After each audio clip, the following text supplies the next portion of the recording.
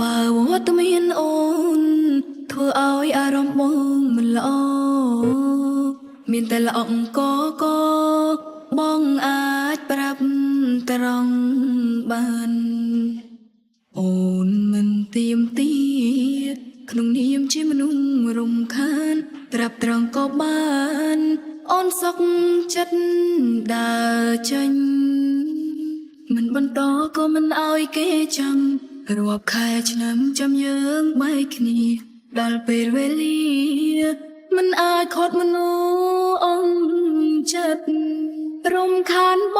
ងយូរពេកហើយល្មមត្រានត្រើយទៅរកអ្នកថ្មីដែលគេល្អជាងស្រីមានអ្វីដែលបងប្រាថ្នាស្រឡាញ់បងស្រឡាញ់ខ្លាំងភ្នែកស្រវាំងមើលមិនឃើញថាបងអងចិត្តអស់ស្នេហាលែងត្រូវការអូនទៀត